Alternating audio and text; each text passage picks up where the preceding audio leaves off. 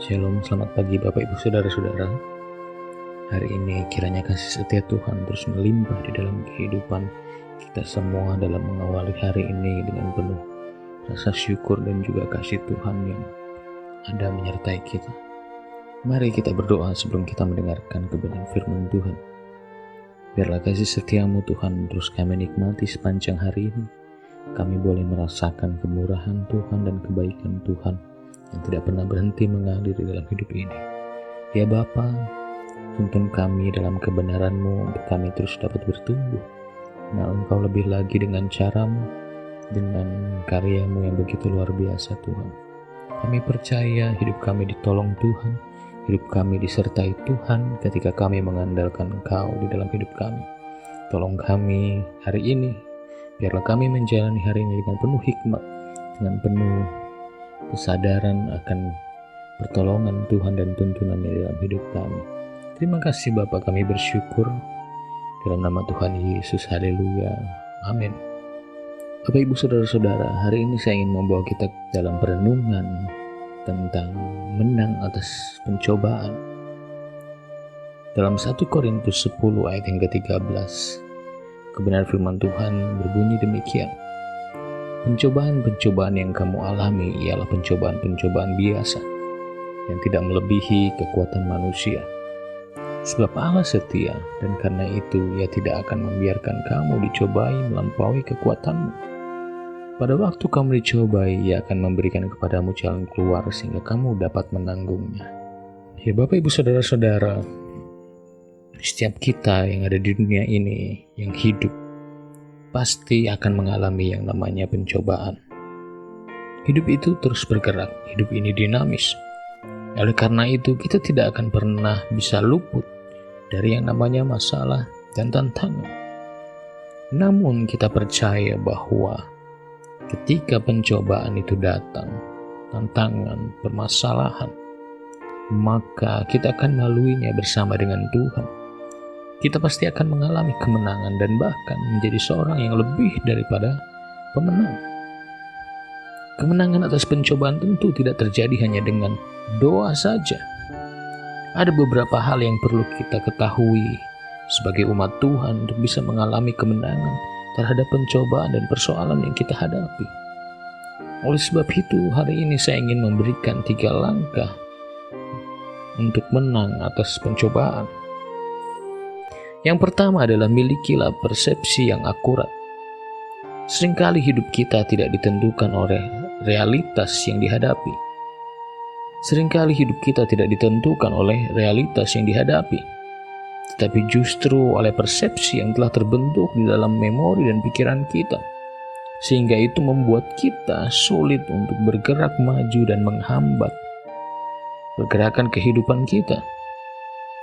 Para ahli pemasaran mampu membuat persepsi pelanggannya terhadap sebuah produk yang biasa-biasa saja menjadi produk yang dipersepsikan hebat dan mahal.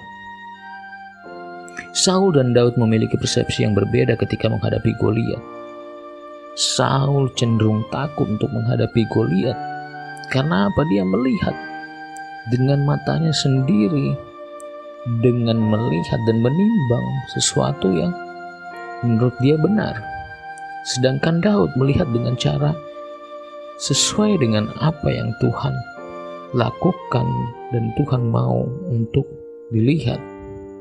Sehingga ketika dia bertarung dengan Goliat, Daud dapat menang. Melihat persepsi yang akurat dengan cara pandang Tuhan, itu adalah hal yang baik. Kemudian yang kedua adalah melihat masalah dan pencobaan dari perspektif Tuhan. Ketika seseorang melihat masalah sebagai masalah, itulah yang menjadi permasalahannya. Namun ketika kita melihat masalah sebagai kesempatan bagi Tuhan untuk mengadakan mujizatnya dan karyanya bagi kita, maka perspektif kita atas masalah akan berubah. Masalah dan tantangan yang dihadapi oleh Yusuf justru mendorong dia semakin dekat dengan istana Firaun, yaitu dengan destiny yang telah ditentukan oleh Tuhan baginya. Yusuf tidak mengeluh dengan semua hal yang dihadapi. Yusuf tidak komplain dan berkata kepada Tuhan, bahwa apa yang Tuhan lakukan kepadanya itu berbeda dengan apa yang Tuhan nyatakan dalam mimpinya. Atau mungkin dia mengeluh, selama ini aku sudah berbuat baik Tuhan, selama ini aku bekerja dengan baik, tetapi mengapa permasalahan ini datang? Tetapi Yusuf mempunyai perspektif yang berbeda. Ketika dia berjumpa dengan saudaranya, dia berkata, engkau mereka-rekakan yang jahat terhadap aku, tetapi Tuhan mereka-rekakan yang baik. Dia melihat dengan cara pandang Allah. Dia melihat pencobaan itu dengan perspektif ilahi, tidak memandangnya hanya secara duniawi. Jika kita melihat permasalahan dengan perspektif Allah, maka kita akan melihat karya Allah yang luar biasa, yang menolong hidup kita, yang melepaskan kita, bahkan membuat kita takjub akan karya Allah yang luar biasa. Jadi mari melihat masalah dengan perspektif ilahi, supaya kita bisa melihat pertolongan Tuhan dan karyanya terjadi dalam hidup kita. Yang ketiga, miliki pengharapan dan iman kepada Tuhan. Daud pernah berkata, waktu aku takut, aku ini percaya kepadamu. Dalam Mazmur 56 ayat 4. Tuhan adalah Tuhan yang setia dan Dia sanggup mengerjakan sesuatu dan menolong kita tepat pada waktunya. Jangan pernah putus asa dan pesimis hanya karena kita melihat situasi yang tidak berubah di dalam kehidupan kita. Tetapi terus tumbuhkan pengharapan, terus tumbuhkan iman kepada Tuhan. Karena kita yakin ketika kita berharap kepada Tuhan dan beriman kepadanya, maka tidak ada pengharapan dan iman yang sia-sia yang kita taruh kepada Tuhan. Ketika kita mempunyai permasalahan hidup dalam pekerjaan kita, Tuhan akan bukakan jalan. Ketika kita melalui atau menghadapi jalan buntu dalam usaha kita, percayalah pengharapan dan iman kita tidak akan pernah sia-sia dan Tuhan akan bukakan jalan.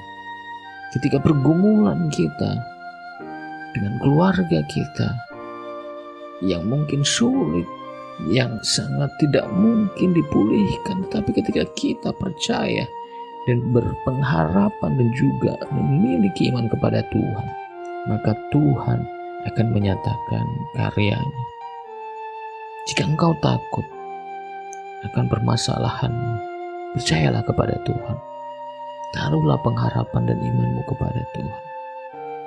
Maka Dia akan memberikan damai sejahtera, kekuatan, kesabaran untuk menantikan setiap jawaban dari setiap permasalahan hidupmu. Oleh sebab itu, ketika engkau melakukannya, maka engkau akan menang atas setiap pencobaan yang engkau alami.